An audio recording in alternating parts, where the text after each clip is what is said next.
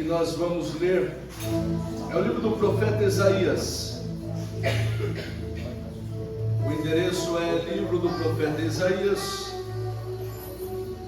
capítulo de número 43. Glória a Jesus. Faremos menção do versículo 1 e do versículo 2 deste texto.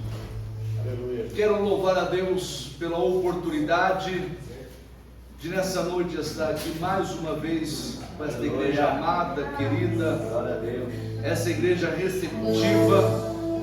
Sempre que eu venho aqui sou muito bem recebido, e se eu me alegro, Deus se alegra também. Que Deus possa abençoar a vida de cada um que eu estou revendo nesta noite. E falar da palavra de Deus para mim é um privilégio. Amo falar da palavra de Deus, e toda vez que o Senhor me concede essa oportunidade, aceito com muito bom grado falar das palavras do Senhor Jesus. Profeta Isaías 43, primeiro diz: mas agora assim diz o Senhor que te criou, ó Jacó, e que te formou, Israel, não temas. Diga comigo, não temas. Não temas, porque eu te remi. Chamei-te pelo teu nome. Tu és meu. Ao versículo 2, vamos comigo. Quando passares pelas águas, estarei contigo. E quando pelos rios, eles não te submergirão. Quando passares pelo fogo, não te queimarás. Nem a chama arderá sobre ti. Nem a chama arderá sobre ti. Diga: eu creio nesta palavra. Diga: eu recebo esta palavra. Diga: eu tomo posse desta palavra. Coloca a Bíblia na cadeira aí. Eu vou te dar 30 segundos. Para quê, pastor? Para você cumprimentar a pessoa da direita, da esquerda, de frente, de trás, e dizer assim: que bom que você veio. Vamos ouvir a palavra de Deus. Que bom que você veio. Vamos ouvir a palavra de Deus. Que bom que você veio. Vamos ouvir a palavra de Deus. Que bom que você veio. Vamos ouvir a palavra de Deus. Que bom que você veio. Vamos ouvir a palavra. Que bom que você veio. Vamos ouvir a palavra de Deus. Pode tomar vossos assentos.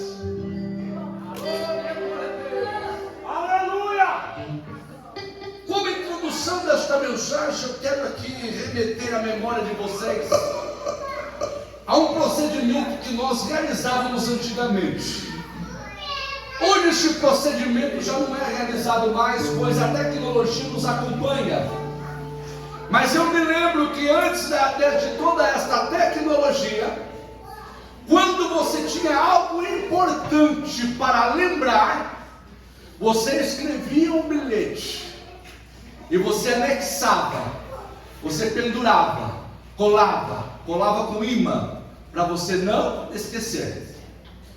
Se era algo importante que você tinha que lembrar, você fazia aquele bilhete, pastor Antônio, colocava na geladeira, colocava um imã, porque toda vez que você ia abrir a porta da geladeira, você fazia a leitura daquele bilhete, e aquela leitura remetia em tua mente aquele algo precioso que você deveria lembrar.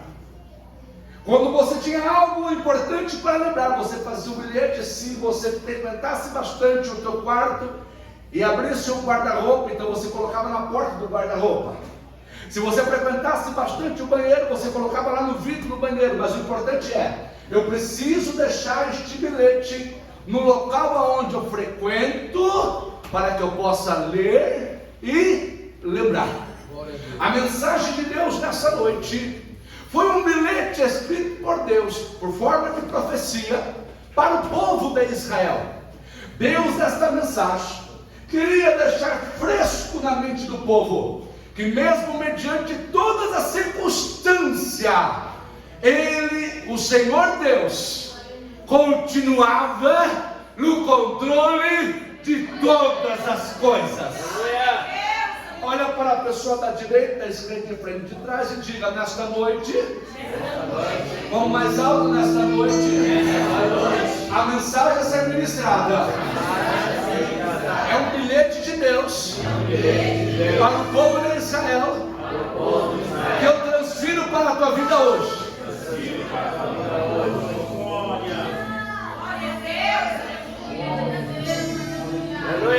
Vamos chegar lá. É bem verdade que o povo de Israel era um povo escolhido por Deus. E é bem verdade também que o povo de Israel, mesmo sendo um povo escolhido, era um povo oscilante. Era um povo que um dia estava assim: Reinaldo, abrindo a boca que nem você, assim, cansadão, hein? Não dá, não tem jeito, vai não.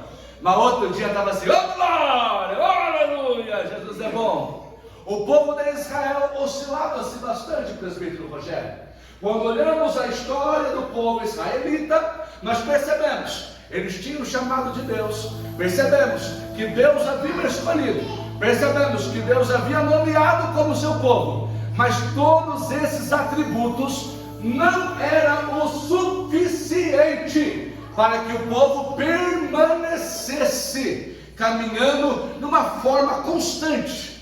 Não era suficiente para o povo continuar caminhando de forma progressiva. A Bíblia mostra, mesmo o povo sabendo de todo o cuidado de Deus sobre a vida deles, havia momentos que o povo não queria adorar, havia momentos que o povo não queria estar na presença de Deus, havia momentos que o povo não queria fazer a vontade de Deus, e era nesse exato momento que o povo começava a fraquejar. Deus começava a procurar uma circunstância. Para quê, pastor Devanil? Para trazer o povo de volta. E para que Deus conseguisse trazer o povo de volta à adoração, Deus, ele tinha que trazer as suas permissivas. Quais eram as permissivas de Deus? As permissivas de Deus para o povo de Israel era que o povo de Israel caísse na mão da nação vizinha. A nação vizinha tornava-se inimiga, e lá o povo de Israel ia a cativeiro. Mas a Bíblia diz que mesmo Deus permitindo o povo de Deus ir a cativeiro, Deus dizia: se permanecer na minha presença, neste cativeiro não morrerás, mas eu estarei convosco todos os dias difíceis da vida. É bem verdade, pastor Antônio, que olhamos para o povo de Deus caminhando no deserto e vemos o cuidado de Deus sobre aquele povo. O povo estava reclamando que o sol era exaustivo, Deus mandava a nuvem. O povo dizia: à noite o deserto é frio demais, Deus mandava a coluna de fogo para aquecer. O povo dizia: eu estou com fome, Deus mandava maná. O povo dizia: não quero maná, mas agora eu quero carne. Deus mandava o quê? Cordoniza. O povo dizia: agora estamos com sede. Deus dizia: toca na rocha, que da rocha vai o quê? Sai água. E o que eu acho interessante naquela época, que o povo de Deus tinha o cuidado de Deus 100% sobre a tua vida, 24 horas por dia. Pois a Bíblia diz: as roupas não desgastavam e não se acabavam, nem os seus calçados também. Daí quando eu leio isso, eu fico imaginando eu naquela época, comendo bastante, engordando, e a roupa engordando junto, falando: que glória é essa? É um cuidado especial, porque hoje, se eu como e engordo, eu levo prejuízo, porque as roupas estão caras. Mas naquela época não, o povo engordava, a roupa engordava junto, porque tinha um cuidado de Deus sobre a vida daquele povo. Mas com tudo isso, evangelista Elias, dá glória a Deus aí, Elias. Ele está quietinho, ele está dando risada, né, Elias? Ele fica imaginando a situação. Mas com tudo isso, evangelista Elias, não bastou, pois o povo ainda continuava o quê? Oscilando. Um dia, ó glória, ó aleluia, e o outro dia, não dá. Por que nós saímos do Egito? Devíamos ter ficado lá. Devíamos ter ficado lá no Egito escravizado, que seria melhor do que estar no meio do deserto. E a Bíblia fala que chega um momento que Deus olha para o povo e vê que o povo está o quê? Distante. Daí Deus fala assim: a nação babilônica será como uma vara de correção sobre o meu povo. Eu vou permitir que os babilônicos venham e levam o meu povo a cativeiro. O que é levar a cativeiro? É levar a preso, é tirar a pessoa do seu habitat, é tirar a pessoa da sua nacionalidade, da sua cidade, da sua família, e levar essa pessoa contrariada. E a Bíblia mostra que nesse momento Deus diz: 70 anos eu vou permitir que o meu povo passe esse sufoco. E Deus neste momento está fazendo isso porque ele é ruim? Não, porque o pai, quando corrige o filho, corrige porque ele quer o bem. Diga comigo: o pai, pode ser mais alto, o pai, quando corrige o filho, ele corrige, pois quer o bem do seu filho. Quantas das vezes eu tenho que corrigir o meu filho Cauã? Quantas das vezes eu tenho que corrigir minha filha Cálita? E todas as vezes que eu estou aplicando uma correção, às vezes meu coração está doendo. Às vezes eu não gostaria de estar aplicando aquela correção, mas a minha mente está dizendo: é necessário que eu corrija, é necessário que eu ensine, é necessário que eu dê um choque de realidade, para que ela venha crescer, para que ele venha crescer e venha estar bem na presença de Deus. E naquela época, Deus também agia dessa maneira. Já que o povo de Deus estava distante, ele falou: os babilônicos serão a vara de correção. 70 anos foi o cativeiro do povo de Israel. E nessa época, o que eu acho interessante, que todos aqueles que mesmo indo a cativo e permaneceram na presença de Deus, Deus não abandonou. Nós olhamos para o profeta Jeremias, foi nessa época, Deus não abandonou o profeta Jeremias. Olhamos para o profeta Ezequiel, foi nesta época, Deus não abandonou o profeta Ezequiel.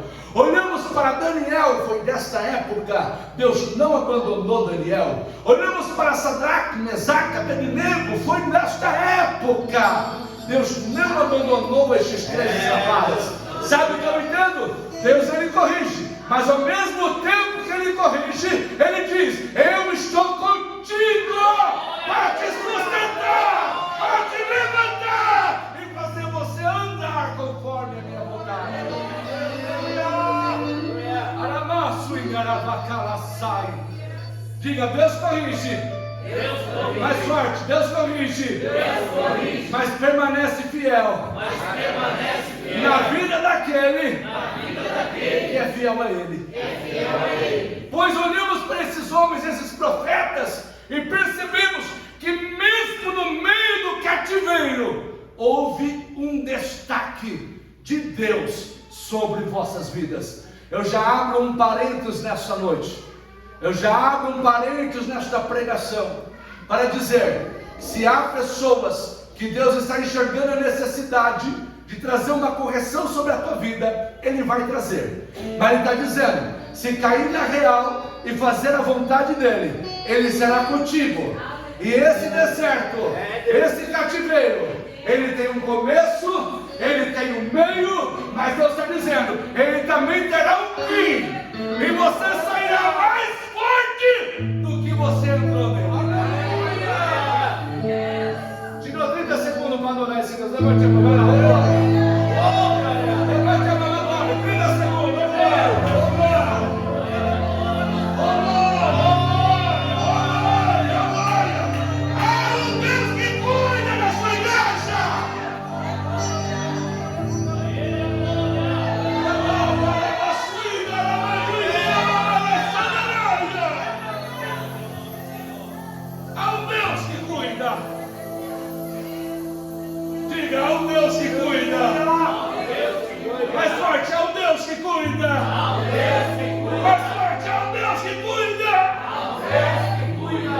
E foi determinado por Deus. O momento de cativeiro serão 70 anos. Após esses 70 anos, Deus diz: agora eu vou dar liberdade para vocês. Vocês irão retornar às vossas terras. Vocês irão tomar posse novamente de tudo aquilo que lhe pertencia. O Senhor estava dizendo para o povo: ei, os 70 anos de cativeiro será um processo sobre a vida de vocês, mas todo processo tem o começo, o meio e o o fim. Diga: todo o processo. Todo processo. Tem o começo. Tem o começo. Tem o meio. Tem o meio. E tem o fim. De novo, todo o processo. Todo processo. Tem o começo. Tem o começo. Tem o meio. E tem o fim.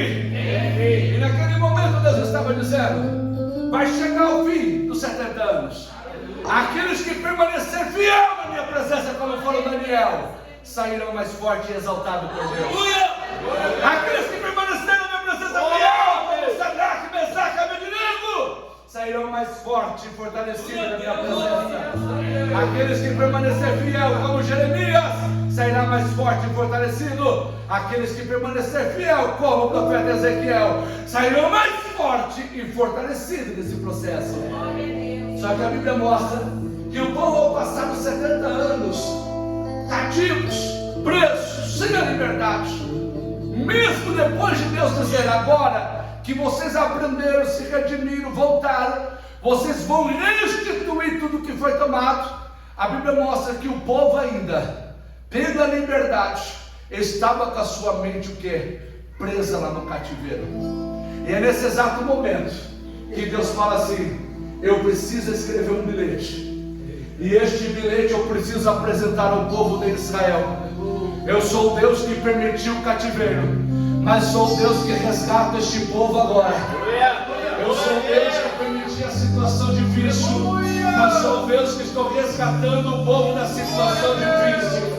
Mas a Bíblia mostra que o povo estava com a mente ainda cativa, o povo estava com a mente ainda presa. Por quê? Nesse cativeiro, muitos benefícios que Deus havia dado, até na época de Salomão, como o templo de Salomão já não havia mais.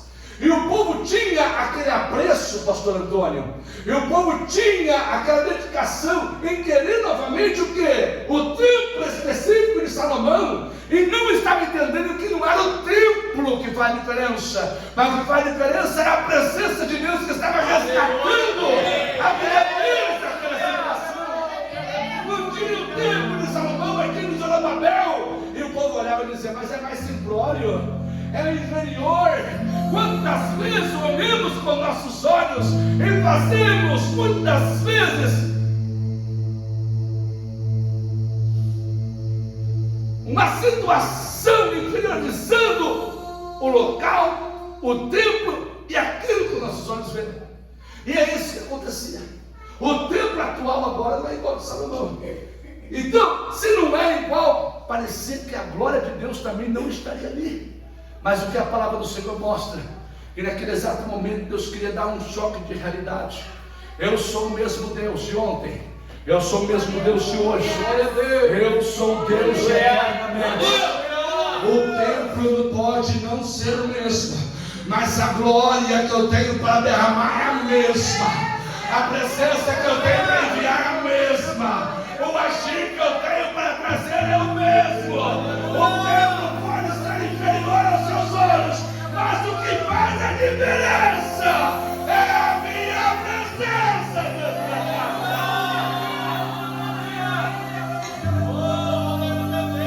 E como o coração do povo estava preso no templo de Salomão, eles não conseguiam adorar, pois ficavam remetendo só ao passado, ficavam remetendo só a lembrança do passado, e ficavam remoendo tudo aquilo que Deus passou, tudo aquilo que Deus permitiu, tudo aquilo que eles haviam enfrentado. Mas naquele exato momento Deus estava dizendo assim: ei, vocês já estão livres, agora eu quero que vocês lembrem de uma coisa.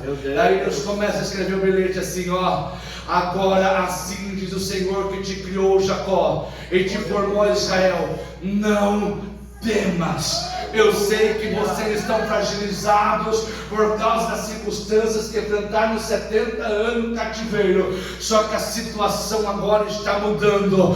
Não tenha medo. A liberdade chegou. A vitória chegou. A bênção chegou.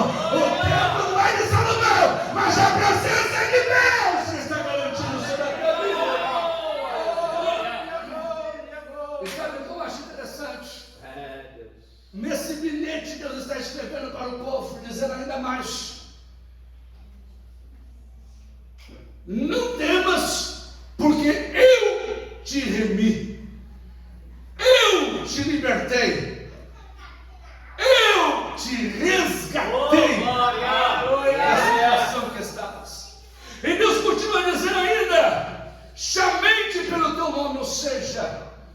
não são qualquer um.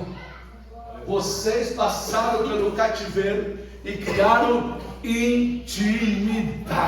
Aleluia! Você não chama estranho pelo nome, mas você chama quem você conhece pelo nome. E Deus continua ainda dizendo: tu és meu, ou seja, vocês são minha propriedade. Por mais que o teu passado está te preocupando e está te afligindo, por mais que os 70 anos de cativeiro ficou impregnado na tua mente, Deus está dizendo: é hora de libertar a tua mente, porque eu tenho a tua vida como propriedade e tenho algo especial para realizar. Só que nesse bilhete, Reinaldo, além de Deus mostrar tudo isso para o povo de Israel, além de Deus mostrar todas essas situações, eu te formei, não temas, eu te resgatei, eu te libertei, eu te chamo pelo nome, tu és meu. Deus ainda, Ele quer dar uma garantia. E que garantia é essa? Está no versículo 2: quando passares pelas águas, eu estarei contigo. E quando pelos rios, eles não te submergirão. E quando passares pelo fogo, não te queimará, e nem a chama arderá sobre ti. Sabe o que Deus estava dizendo naquele momento, Ruth? Deus estava dizendo assim: além de eu te dar todos esses atributos que eu estou no controle da tua vida, eu quero dizer que todas as situações da tua vida, eu continuo sendo Deus. Eu continuo trabalhando, eu continuo agindo, eu continuo operando, eu continuo conduzindo, eu continuo trazendo o melhor sobre a tua vida. E por que Deus escreveu este bilhete todo? Porque o povo ainda estava preso na sua mente o cativeiro que havia enfrentado. Estava preso à glória que tinha no passado, e após o cativeiro não tinha no presente, não a glória de Deus, mas a glória física, a glória do templo. Deus, naquele momento, Ele escreve este bilhete para trazer o quê? Um despertamento sobre a vida do povo. Pois ser liberto do cativeiro não foi tudo, tinha também que libertar a mente do povo para adorar. Eu quero remeter esta mensagem para o dia de hoje. Hoje também não é diferente. Temos enfrentando, presbítero Rogério, várias situações difíceis em nossa vida. Temos enfrentado várias situações adversas em nossa família. E muitas situações quer aprisionar a nossa mente. E quer ficar nos remetendo que não vamos conseguir. Quer ficar nos remetendo que o nosso passado foi dolorido demais e não vamos andar como andávamos antigamente. Quer ficar nos remetendo que tudo aquilo que enfrentamos lá atrás ainda respingam sobre a nossa vida e não seremos o mesmo. Mas o Senhor está dizendo: a liberdade eu já te dei, a liberação eu já te dei, o resgate eu já te dei. E nessa noite Deus te diz: tira tudo aquilo que impede a tua mente de adorar, tira tudo aquilo que impede a tua mente de glorificar, tira tudo aquilo que impede a tua mente de estar na presença dEle. Entra no culto como esse nessa noite e diga: eu enfrentei luta sim, eu enfrentei prova sim, eu enfrentei beleza sim, mas tudo passou e Deus continua sendo fiel e está no controle de todas as coisas. O povo não conseguia adorar porque ainda sua mente estava presa. Mas hoje Deus está quebrando correntes. Deus está quebrando grilhões. Maravilha! Hoje Deus está quebrando todo o obstáculo. Você já percebeu que tem culto que você entra, na sua mente fica lá no problema? Você já percebeu que tem culto que você entra, mas sua mente fica na dívida que você não quitou ainda? Você já percebeu que tem culto que você entra, mas a sua mente já fica na dor, na enfermidade, nas frustrações. E por que isso acontece, pastor? Porque o inimigo não quer que você tenha liberdade para adorar.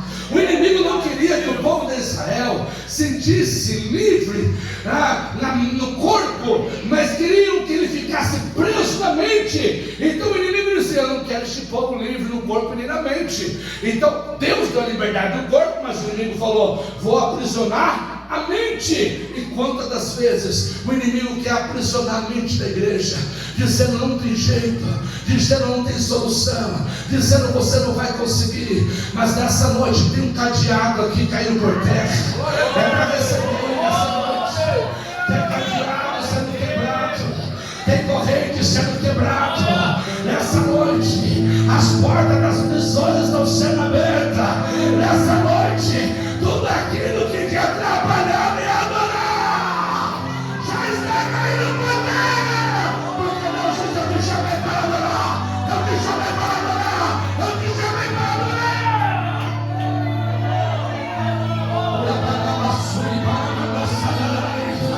Ele te chamou para adorar, ele te chamou para adorar. Se coloca em pé, ele te chamou para adorar. Se coloca em pé, ele te chamou para adorar, ele te chamou para adorar, ele te chamou para adorar.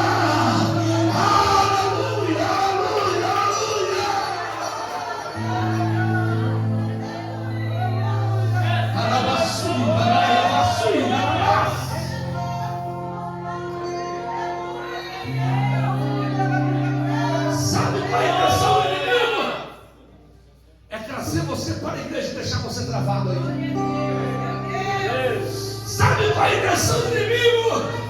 É para você trazer você para um culto de domingo como este e deixar você travado para as circunstâncias que você enfrentou ou está enfrentando na tua vida. Mas o Senhor está dizendo: já te dei liberdade física. Levante a mão para receber aí. O Senhor está dizendo: já te dei liberdade física, agora eu quero dar liberdade espiritual. Evangelista Elias, olha aí Deus dizendo: já dei liberdade física, agora eu quero dar liberdade espiritual para a minha igreja. Você não está cativo mais, a tua família não está cativo mais. Não está cativo mais. Não. Deus está dizendo: já dei liberdade física, mulher, agora liberdade espiritual, que eu quero operar a tua vida hoje. É liberdade espiritual, é liberdade espiritual, é liberdade espiritual, é liberdade espiritual. É liberdade espiritual, é liberdade espiritual, é liberdade espiritual.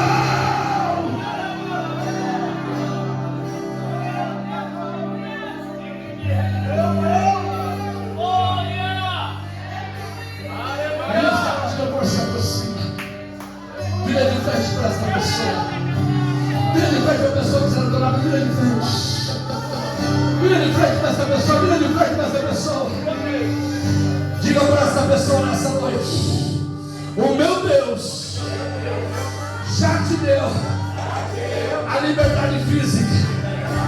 E nessa noite Ele está dizendo: quero operar a tua vida, a liberdade espiritual. Na tua mente não terá bloqueios para adorar a Deus.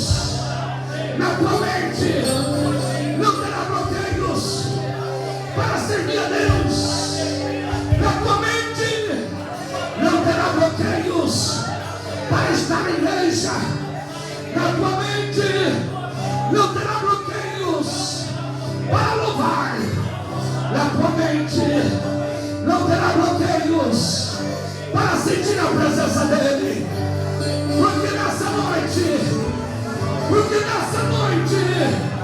os cadeados foram quebrados, as correntes também, as portas se abriram.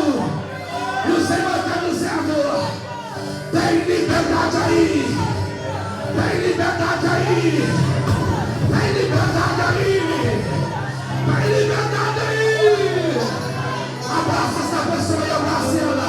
Segura ela, abraça, segura ela, abraça, segura. Receba a liberdade para